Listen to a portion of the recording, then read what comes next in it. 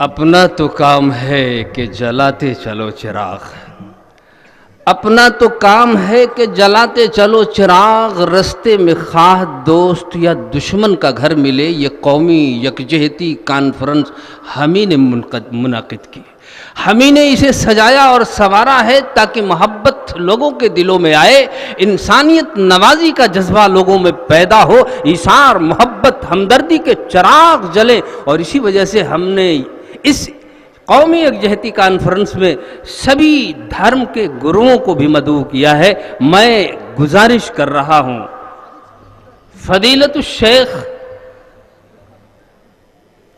ظفر عادل صاحب سلفی حفظہ اللہ، داعی و مبلغ، شعبہ جالیات تبوک، سعودی عربیہ۔ حضرات، میں اپنے مہمانوں سے گزارش کروں گا کہ وقت کی پابندی کا آپ ضرور فرمائیں، سبھی حضرات سے میری یہ گزارش ہے۔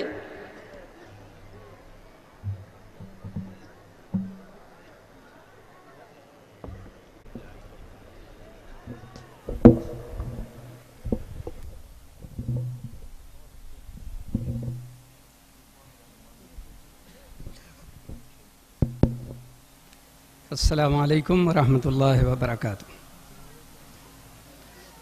ان الحمد للہ نحمده ونستعینه ونستغفره ونعوذ باللہ من شرور انفسنا ومن سیئات اعمالنا، من يهده الله فلا مضل له ومن يضلله فلا هادي له، واشهد ان لا اله الا الله وحده لا شريك له، واشهد ان محمدا عبده ورسوله، اما بعد، فاعوذ باللہ من الشیطان الرجیم۔ یا ایہا الناس انا خلقناکم من ذکر وانثی وجعلناکم شعوبا وقبائل لتعارفوا ان اکرمکم عند اللہ اتقاکم۔ محترم دوستو، اللہ رب العالمین کی حمد و ثنا کرتے ہیں ہم، اور اس کے رسول محمد صلی اللہ علیہ وسلم پر درود اور سلام بھیجتے ہیں۔ اللہ تعالیٰ نے قرآن شریف میں یہ کہا ہے کہ لوگو، ہم نے تم کو ایک مرد اور ایک عورت سے پیدا کیا ہے، اور پھر مختلف خاندانوں قبیلوں میں تقسیم کر دیا اور بانٹ دیا تاکہ تم ایک دوسرے کو پہچان سکو۔ تم میں عزت والے وہ ہیں جو تقوی، پرہیزگاری اور دینداری والے لوگ ہیں۔ اس آیت میں اللہ تعالیٰ نے لوگوں کو یہ بتایا ہے کہ پوری دنیا کے لوگ آدم کی اولاد ہیں۔ آدم علیہ السلام پہلے انسان ہیں جن کو اللہ تعالیٰ نے مٹی سے بنایا، اور انہی کی بائیں پسلی سے ان کی بیوی حوا کو پیدا کیا، اور پھر انہی دونوں سے پوری نسل انسانیت پھیلی۔ آج ایک ہندو، ایک مسلم، ایک سکھ، عیسائی، بدھسٹ، کسی اور مذہب کا ماننے والا، جتنے انسان ہیں سب آدمی ہیں، یعنی سب آدم علیہ السلام کی اولاد ہیں، سب ایک نسل سے ہیں، سب ایک گھر کے ہیں۔ اسی لیے اللہ کے نبی صلی اللہ علیہ وسلم نے حجۃ الوداع کے موقع پر ایام تشریق میں 12 تاریخ کو خطبہ دیتے ہوئے فرمایا، الا ان ربکم واحد وان اباکم واحد، تمہارا رب ایک ہے اور تمہارا باپ بھی ایک ہے۔ الا لا فضل لعربی علی عجمی ولا لعجمی علی عربی ولا لأحمر علی اسود ولا اسود علی احمر الا بالتقوی۔ سنو، تمہارا رب بھی ایک ہے، تمہارے باپ بھی ایک ہیں۔ کسی عربی کو کسی عجمی پر، کسی عجمی کو کسی عربی پر، کسی گورے کو کسی کالے پر، کسی کالے کو کسی گورے پر کوئی فضیلت نہیں ہے مگر تقوی کی بنیاد پر۔ جو اللہ سے ڈرتا ہے، جو متقی ہے، جو لوگوں کی بھلائی سوچتا ہے، وہ اچھا ہے۔ اور جو لوگوں کا برا چاہتا ہے، لوگوں کا نقصان کرنا چاہتا ہے، جو ظلم و فساد کرنا چاہتا ہے، وہ اچھا نہیں۔ جب سب ایک گھر کے ہیں اور سب آدم کی اولاد ہیں تو یہ کیوں کہ تم حقدار اور میں حق سے محروم، تم عزت والے اور میں بے عزت، تم کرسی پر بیٹھنے والے اور میں نیچے رہنے والا، ایسا کیوں؟ جب سب ایک گھر کے ہیں تو سب کو عزت حاصل ہے۔ حقیقت میں عزت دار وہ ہیں جو اللہ سے ڈرتے ہیں اور اللہ کے حکم پر چلتے ہیں۔ تمام شریعتیں اور سارے ادیان و مذاہب اس بات پر متفق ہیں کہ ہر انسان کی بنیادی 5 ضرورتیں ہیں اور اس کی حفاظت ضروری ہے۔ اگر ان 5 چیزوں کی حفاظت نہیں کریں گے تو انسان خود نہ سکون سے رہے گا نہ دوسروں کو رہنے دے گا۔ اس میں پہلی چیز انسان کا دین ہے۔ ایک انسان اپنے دین سے ہٹ کر کے زندگی نہیں گزار سکتا۔ اللہ تعالیٰ نے قرآن شریف میں ذکر کیا ہے وَمَا خَلَقْتُ الْجِنَّ وَالْإِنسَ إِلَّا لِيَعْبُدُونَ، میں نے انسان اور جنات سب کو اس لیے پیدا کیا ہے کہ سب کے سب خالص میری عبادت کریں۔ تو اللہ رب العالمین کا یہ حق ہے کہ خالص اس کی عبادت کی جائے اور دوسروں کی پوجا سے بچا جائے، یہ انسان کا حق ہے۔ اب اگر کوئی شخص یہ کہتا ہے کہ مسجد بند کرو، مدرسے بند کرو، اسلام کی بات مت کرو، قرآن مت پڑھو، محمد صلی اللہ علیہ وسلم کا نام مت لو، ان کی سیرت کا تذکرہ مت کرو، تو ہم کہیں گے تم ہمارے دین پہ حملہ کر رہے ہو۔ اور یہ ساری شریعتیں کہتی ہیں کہ یہ انسان کا حق ہے کہ اس کے دین کو اس سے نہ چھینا جائے، اس کو اس پر عمل کرنے کا حق دیا جائے۔ تو اگر آپ حقیقت میں پنڈت ہیں اور آپ عبادت گزار ہیں اور آپ یوگی ہیں اور اگر آپ بھلائی چاہتے ہیں تو ہر انسان کا حق ہے کہ وہ اپنے دین پر چلے۔ تو یہ کون سی بات ہوئی کہ آپ ایک گھر اور ایک عبادت خانہ بنانا چاہتے ہیں اور دوسرے کے گھر اور دوسرے کے عبادت خانے کو گرانا چاہتے ہیں؟ جس طرح آپ کو عبادت کا حق حاصل ہے اسی طرح ہمیں بھی عبادت کا حق حاصل ہے۔ میں تو لمبی تقریر کرنے آیا تھا مگر مختصر وقت دیا گیا ہے۔ اور دوسری ایک بڑی چیز یہ کہ انسان کا حق ہے کہ اس کی جان محفوظ رہے۔ اگر اس کی جان محفوظ نہیں رہے گی تو پھر ایسی صورت میں اس کائنات کی کوئی چیز باقی نہیں رہے گی، سب ختم ہو جائیں گی۔ انسان کی جان محفوظ ہو اس کے لیے اللہ تعالیٰ نے ایک انسان کو بڑی عزت اور بڑا شرف عطا کیا ہے جو دوسری مخلوقات کو حاصل نہیں۔ اللہ تعالیٰ نے قرآن شریف میں کہا من قتل نفسا بغیر نفس او فساد فی الارض فکأنما قتل الناس جميعا ومن احیاها فکأنما احیا الناس جميعا، جو کسی انسان کو ناحق قتل کر دے یا زمین میں فساد پھیلانے کے لیے کسی کی جان لے لے تو اس نے گویا پوری انسانیت کو قتل کر دیا، اور جس نے کسی ایک شخص کی جان بچا لی گویا اس نے پوری انسانیت کی جان بچا لی۔ تو اگر کوئی شخص صرف اس وجہ سے حملہ کر رہا ہے کہ وہ دوسرے مذہب کا ہے تو حقیقت میں یہ شریف انسان نہیں ہے۔ اگر یہ شریف ہوگا تو جیسے اسے اپنی جان عزیز ہے دوسروں کی جان کی بھی حفاظت کی فکر کرے گا۔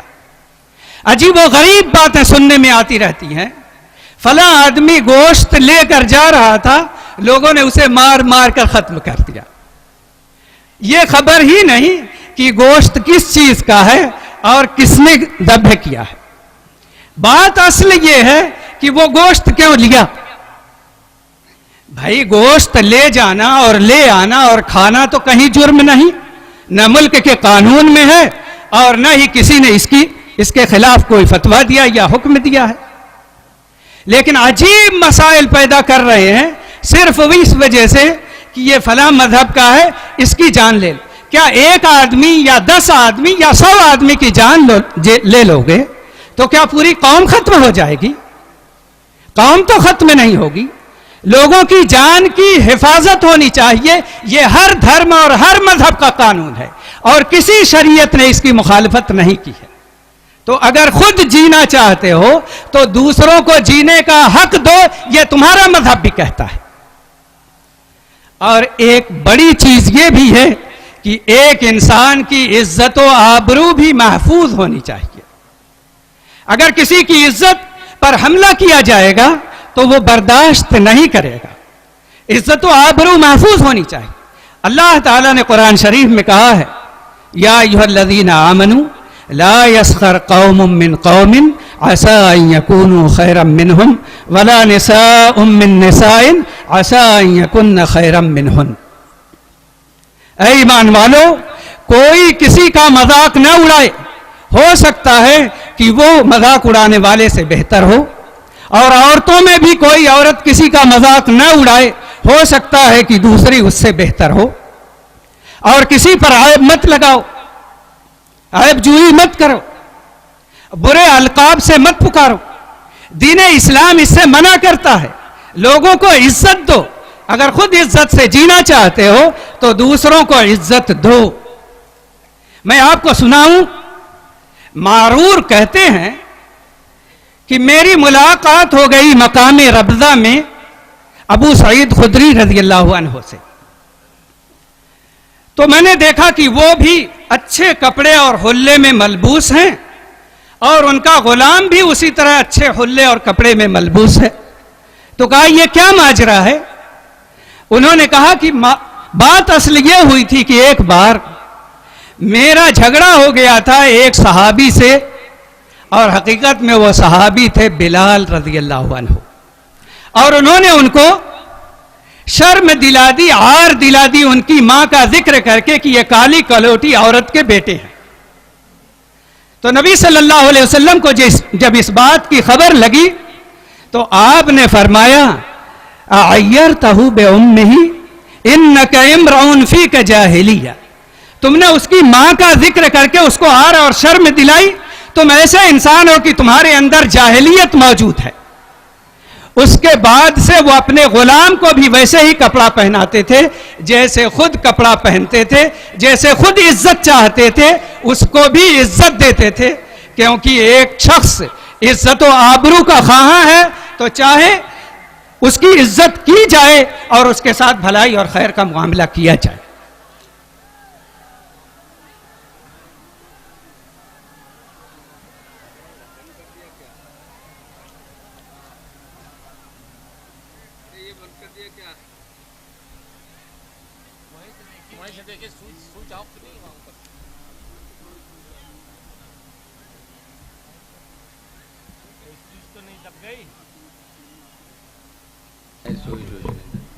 محفوظ ہے تو اس کی حفاظت کرنا ہم سب کے لیے لازم ہے۔ اسی طرح ایک انسان کا مال بھی محفوظ ہے، کسی کا مال ناجائز طریقے سے کھانا جائز نہیں۔ یا ایھا الذین آمنوا لا تاکلوا اموالکم بینکم بالباطل، باطل اور ناجائز طریقے سے کسی کا مال مت کھاؤ۔ مال محفوظ ہونا چاہیے، کسی کے مال کو لینا ہمارے لیے کسی طرح جائز نہیں۔ اب ذرا سوچئے، سننے میں آیا کہ ایک شخص کی پوری گائیں ہانک کر کے شوالے میں ڈال دی گئیں، الزام لگا دیا گیا کہ یہ اس کا کاروبار کرتا ہے۔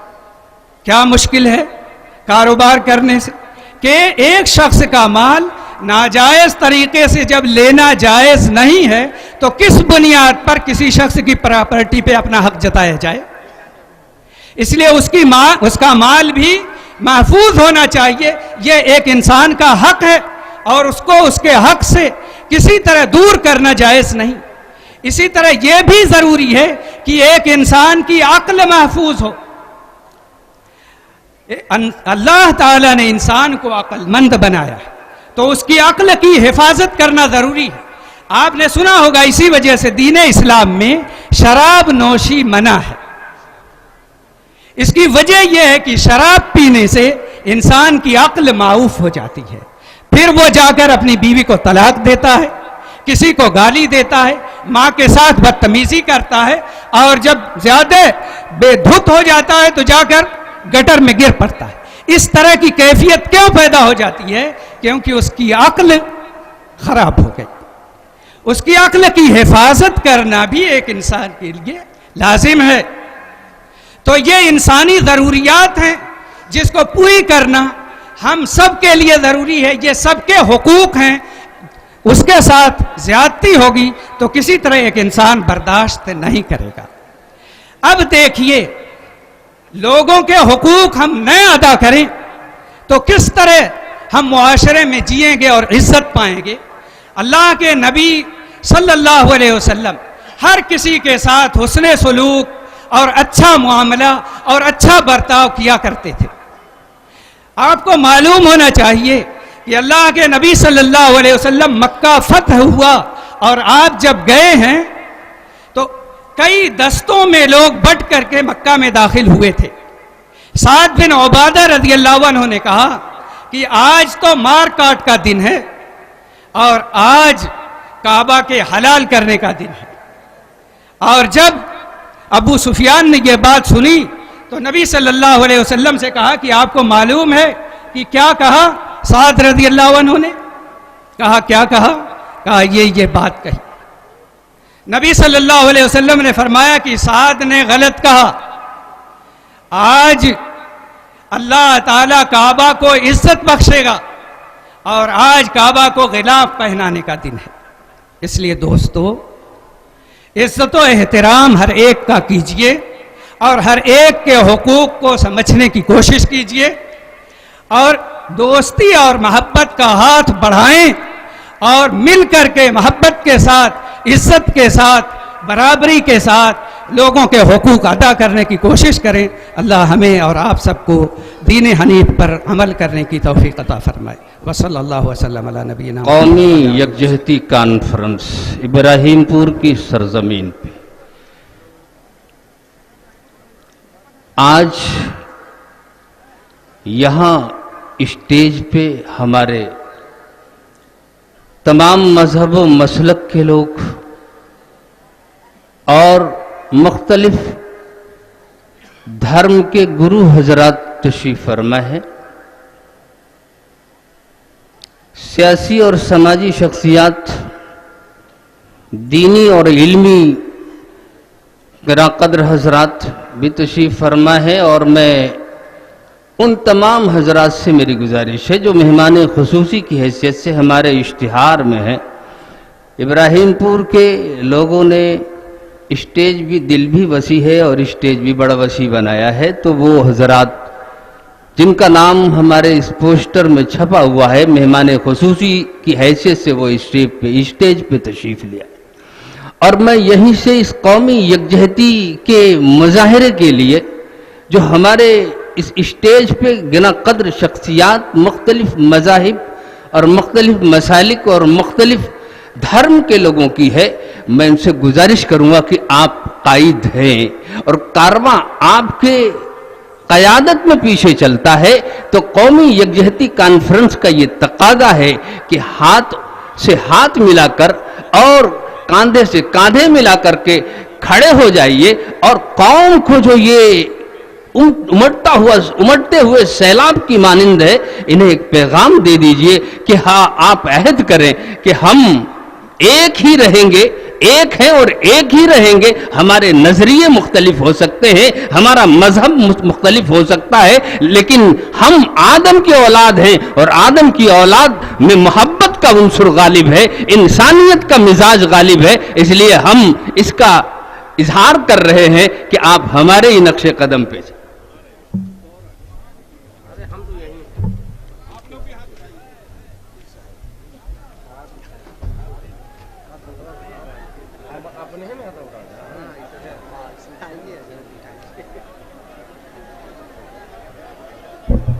آپ لوگ بھی ہاتھ اٹھائیے.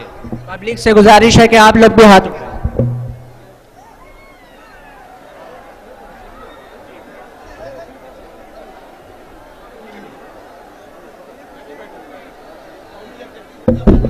نعرہ تکبیر، نعرہ رسالت، قومی یکجہتی، قومی یکجہتی. मोदी हिंदुस्तान हिंदुस्तान नारे तकबीर।